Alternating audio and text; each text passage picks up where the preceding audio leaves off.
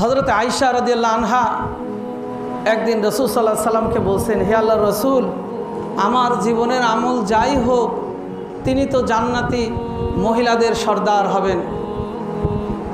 যদি কবরের মধ্যে আমার জন্য সুপারিশ করতে হয়, আমি যদি আমার আমল দিয়ে পার হতে না পারি, হে রাসূল আমার জন্য আপনি সুপারিশ করবেন।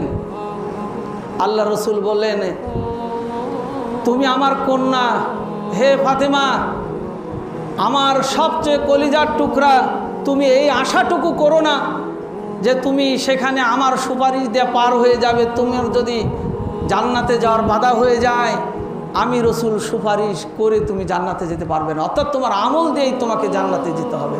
তোমাকে মুসলিম হয়ে, ইমানদার হয়ে, মুমিন হয়েই তোমাকে কবরের সওয়াল জবাব দিতে হবে, কবরের হিসাব তোমাকে পার করতে হবে। তাই আমরা কবরের প্রস্তুতি নিই। কবরের প্রশ্ন বড় কঠিন নয়।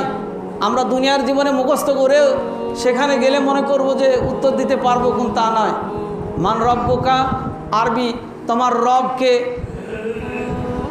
রব্বি আল্লাহ, উত্তর আমার রব আল্লাহ। মান নাবিয়ুকা, তোমার নবীকে, তোমার রসুলকে, হযরত মুহাম্মদ সাল্লাল্লাহু আলাইহি ওয়াসাল্লাম, মুহাম্মদ রাসূলুল্লাহ সাল্লাল্লাহু আলাইহি ওয়াসাল্লাম।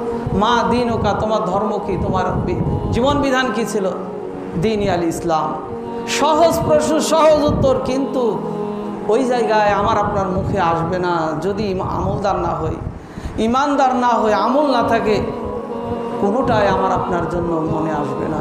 তাই আমল করলেই এই প্রশ্ন উত্তরগুলো আমি আপনার সহজে দিতে পারবো।